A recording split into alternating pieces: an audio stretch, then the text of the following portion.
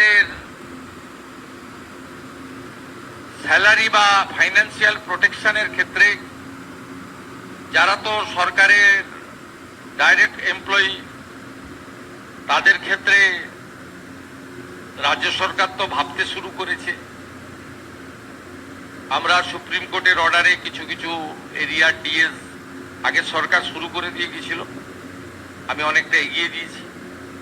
বাকিটাও আস্তে আস্তে area DA আমরা দিয়ে দেবো, যেমন যেমন আমাদের সুপ্রিম কোর্টের যে কমিশন হয়েছে তাদের ডাইরেকশন মতো।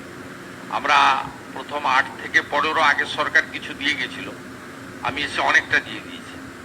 বাকি 15 থেকে 19 এটা আন্ডার প্রসেস আছে, রিটায়ারমেন্ট লোকদের আগে দিচ্ছি, দিয়ে আস্তে আস্তে করে দেবো।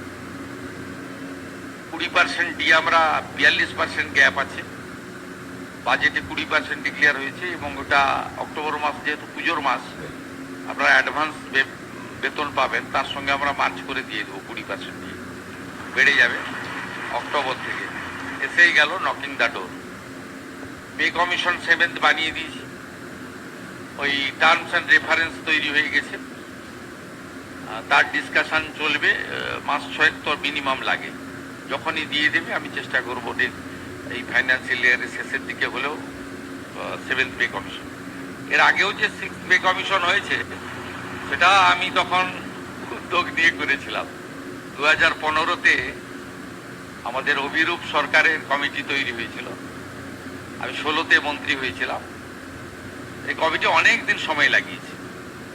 আমি 19-এর শেষের দিকে দিদেন সিএমকে বলেছিলাম, আপনি এতদিন পে কমিশন হার্ডলি 1 বছর লাগে, 6 মাসও করা যায়, 1 বছর লাগে।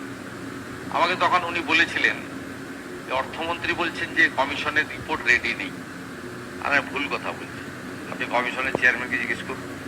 উনি জিজ্ঞেস করেছিলেন আমার সামনে ডেকে, কমিশনের বলেছিলেন যে অর্থমন্ত্রী বলেছেন যে রিপোর্টটা জমা দিতে না, টাকা নেই। আমি বললাম যে এটা আপনি দিয়ে দেন। তা সেই মতো 2020 জানুয়ারিতে 6th পে কমিশন আপনারা পেয়েছিলেন, কিন্তু তাতে দিয়ে আপনার তুলে দেওয়া হয়েছিল।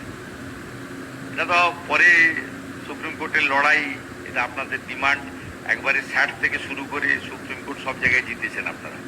আমারও একটু ছোটোখাটো রোল পিছনে ছিল। যাই হোক, আপনাদের কারোর কোনো অসুবিধা হবে না।